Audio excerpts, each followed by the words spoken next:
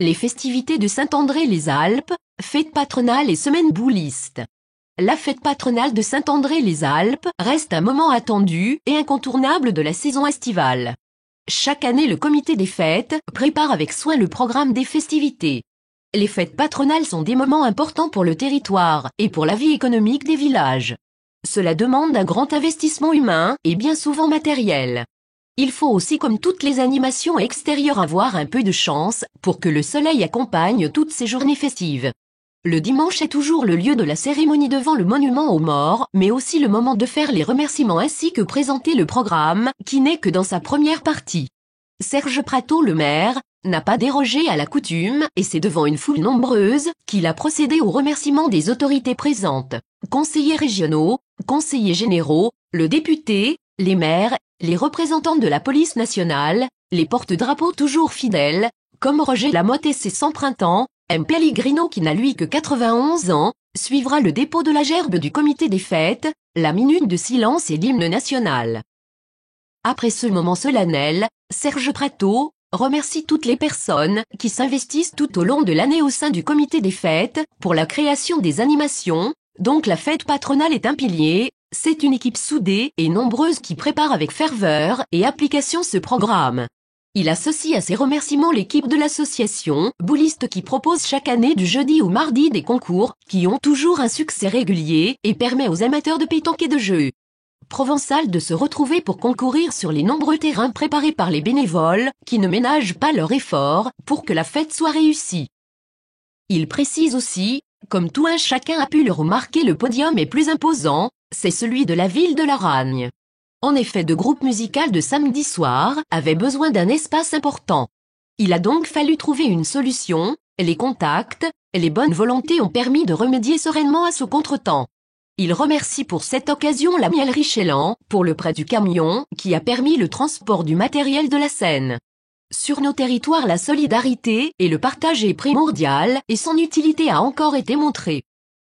Il reste utile de temps à autre de mettre sur le devant de la scène tous ces travailleurs de l'ombre qui ne ménagent pas leur effort pour que la fête soit belle. Ils sont bien souvent en première ligne pour les remarques, les questionnements, il faut qu'ils le soient aussi pour les congratulations, c'est en effet important. C'est ensuite le président du comité des fêtes qui prendra la parole. Après les remerciements, il appelle Pascal Prattot pour remettre un présent à Pascal Chapoteau, la Penac et Aquo. Il semblait qu'il y avait un anniversaire dans l'air, l'objet est un créatif d'un artisan local de Barème. Pascal précisait que Saint-André-les-Alpes était animé depuis de nombreuses années par cette troupe dynamique et entraînante. La fanfare de Malmort a animé les rues du village dès 11h30 avec le parcours qui les mène jusqu'à la maison de retraite pour le retour vers le monument, et enfin l'animation de l'apéritif jusqu'à des horaires avancés de l'après-midi.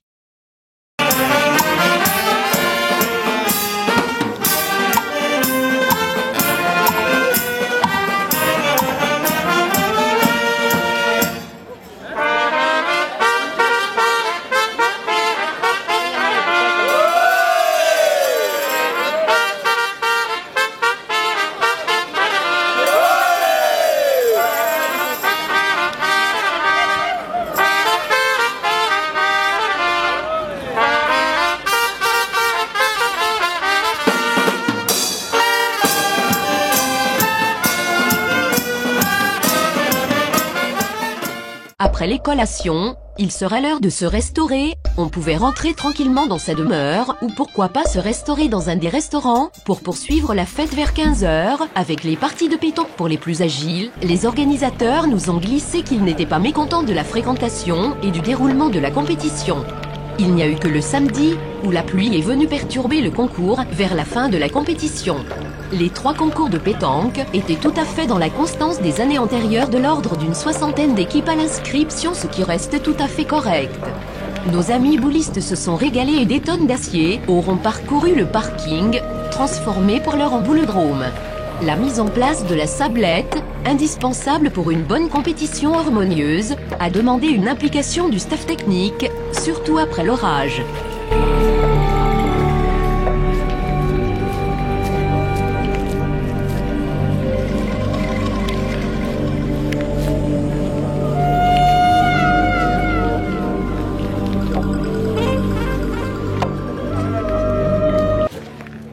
passage des chars à 16h30.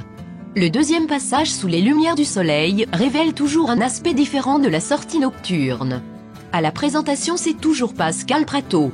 Il sait trouver les mots justes pour la mise en valeur de ce formidable travail bénévole qu'est la création des chars, mais aussi pendant les quelques minutes plus calmes répondre à certaines questions.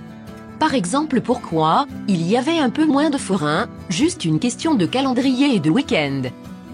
À 22h, le feu d'artifice viendra éclairer le centre-village avec les crépitations des fusées et les dessins de lumière qui a ravi la foule.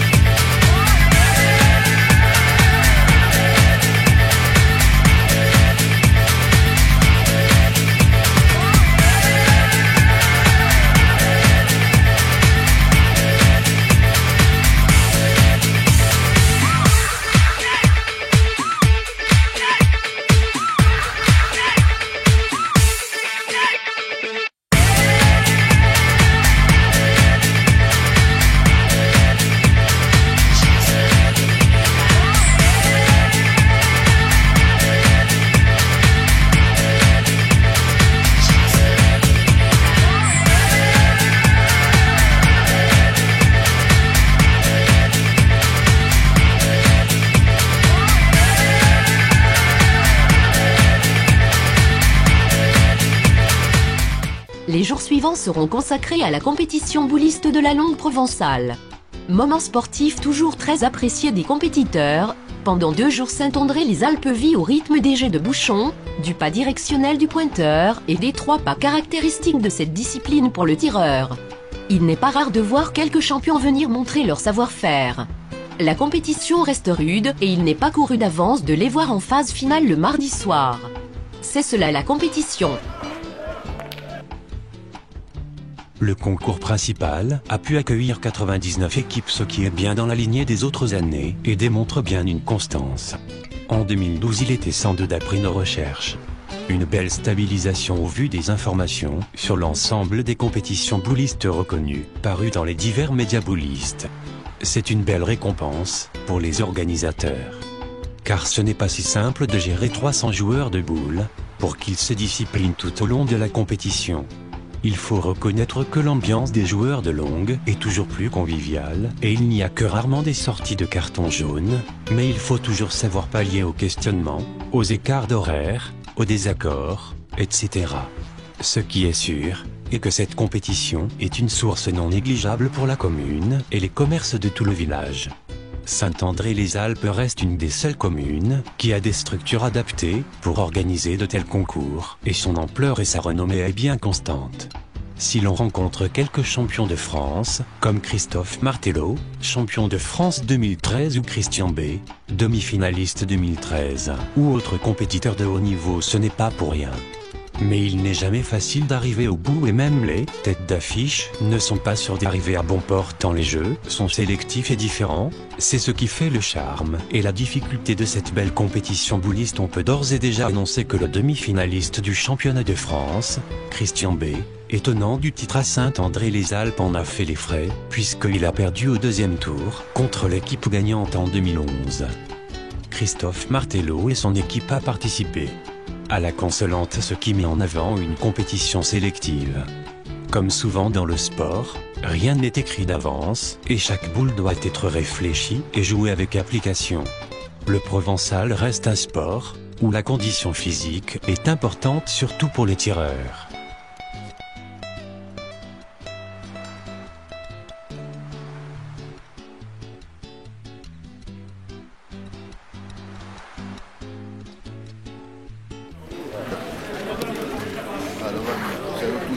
C'est là. Ah bah je sais c'est la pour, même. qu'est-ce que tu veux que je te dise?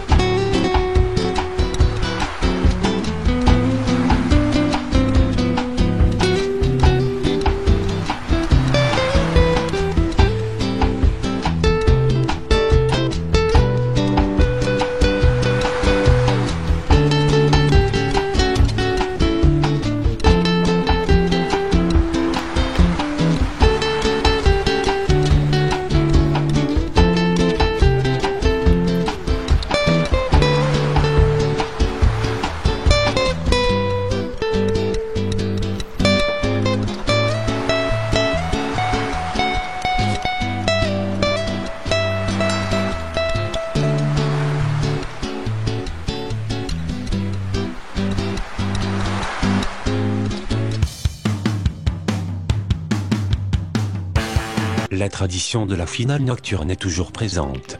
Cependant, au fil des années, le spectacle devient de plus en plus simpliste et les spectateurs de plus en plus clairsemés. Il n'y a que les vrais amateurs très passionnés qui sont venus et qui ont eu le courage de rester jusqu'au dernier point final. Cette année, il n'y aura que la finale des 2 triplettes en nocturne, le concours et la consolante. Le spectacle sera très attrayant, il n'y avait que la fraîcheur qui pouvait être déplaisante. Les 2 finales seront jouées avec ferveur et application. Le final du concours se jouera sur le point. Les 2 tireurs feront jeu égal avec une moyenne de tir tout à fait honorable, avec même des frappes doubles et un carreau. Pour le point, ce sera plus difficile au départ, mais au fil du temps, ils prendront de meilleures marques et le cochonnet sera plus souvent entouré. Peut-être que le balayage, parfois un peu excessif, aura pu les desservir, car en poussant tout le sable on met en évidence souvent les petites pierres, et la sous-couche répond de façon aléatoire. On a pu remarquer que l'équipe vainqueur avait une meilleure cohérence d'ensemble, et moins de tension entre partenaires. La sérénité est un critère important et fort utile, pour jouer en toute quiétude. La partie restera serrée jusqu'au bout. Après un départ rapide, les vainqueurs se laisseront rattraper, et ils pourront même se faire coiffer au poteau lors de l'avant-dernière, mais où tout pouvait se jouer sur le tir du milieu, mais il restera court.